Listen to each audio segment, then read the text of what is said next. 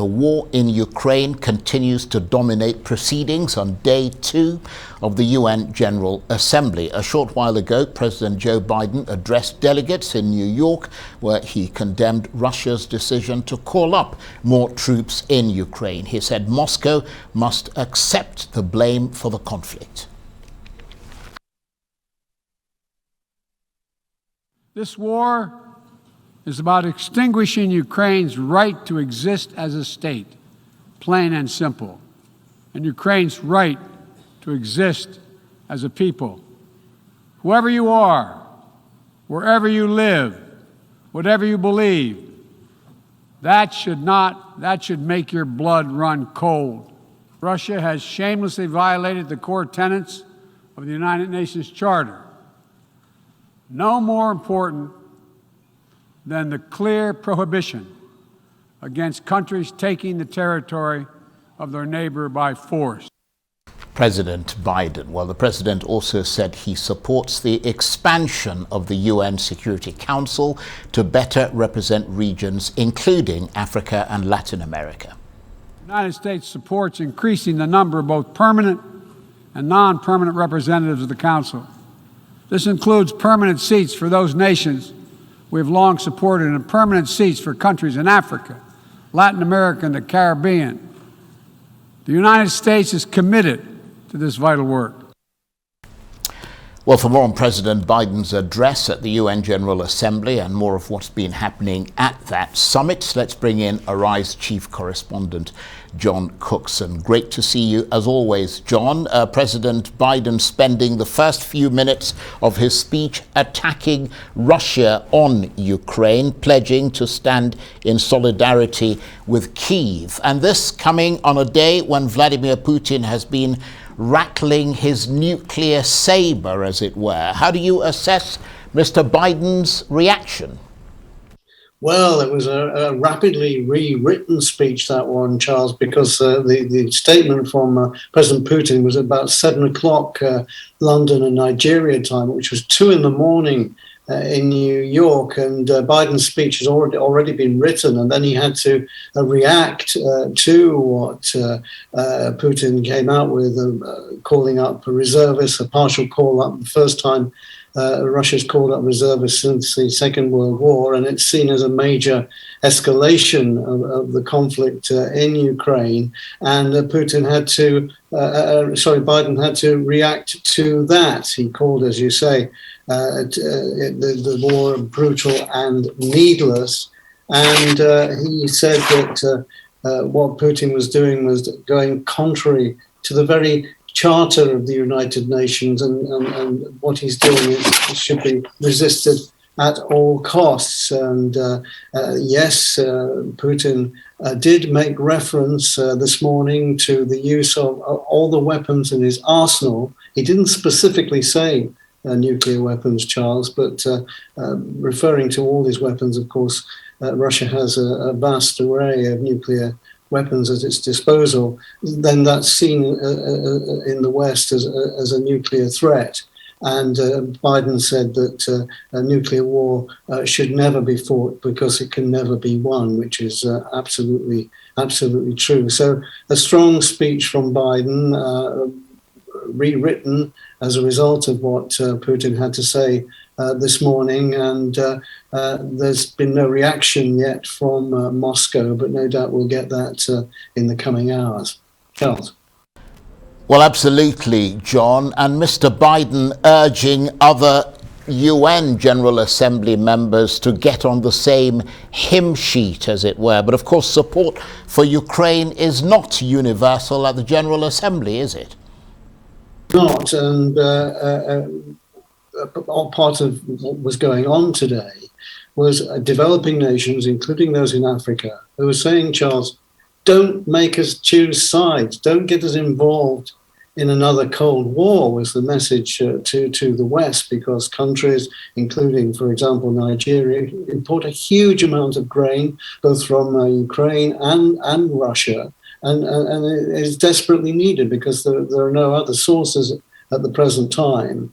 And African nations feel that they're being backed into a corner here, and of course some of them have long memories the Soviet era, where some African nations, in their struggle for independence from colonial rule, aligned themselves to the Soviet Union. And it wasn't a good time for Africa in those days, in the 1960s and 1970s. There were great repercussions about what went on then.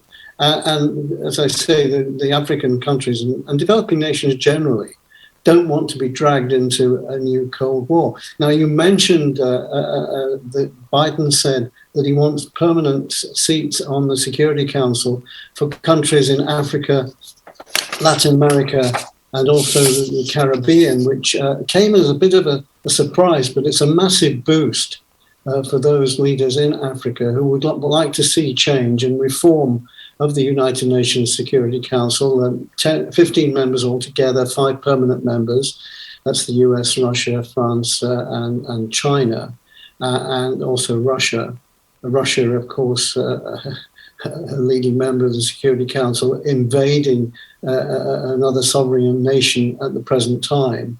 And this possibly is a catalyst for change, for permanent seats on the Security Council. African nations do have representation on a rotation basis. Currently, Kenya, Gabon, and Ghana are represented on the Security Council, but that's only on a rotation basis. But Biden said very clearly tonight that he'd like to see permanent seats for African nations. Yes, and as you said, that's a significant development because the issue of inclusivity has been one that Africans have been harping upon for a while. And in terms of what else has been happening at that UN summit today, John, Nigeria's President Buhari, one of the leaders who addressed the General Assembly, what were the key takeaways from his speech? Well, he talked about climate change, but said overall that the war in Ukraine is impacting so much in Africa and the rest of the world that it's stopping, it's interfering with the resolution of other conflicts. For example, in Africa, he said that the war in Ukraine and the statement by President Putin this morning alluding to the use of nuclear weapons justifies, said Buhari, Nigeria's call for a nuclear-free world, which Nigeria has been doing for some time. He also called, and this is his last appearance at the General Assembly before he steps down as President of Nigeria, he called for a Security Council reform. He also said that the war was creating a strain unprecedented in a generation. So another strong speech from President Buhari today. And just briefly, John, we've got about a minute or so. What else can we expect? From the General Assembly, there will be talks about climate change and in general terms, how to tackle it. Critical at the moment is a situation of drought in the Horn of Africa, and also poor old Pakistan, still much of the country submerged underwater. However, Charles, this position that Putin took this morning has massive ramifications and will dominate, I'm afraid, discussions in the remaining days of this UN General Assembly, even though there will be talks in side rooms among nations on how to tackle issues like climate change. But Paul Kagame, President of Rwanda today, very critical of the UN, saying that, for example, security in the Democratic Republic of Congo is no better now, Charles, than it was 20 years ago when the UN started its very expensive and very extensive operation there.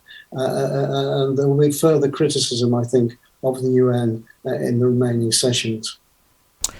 John, thanks very much indeed. John Cookson, Arise Chief Correspondent, bringing us sort of up to date with all the latest developments from the United Nations General Assembly taking place in New York.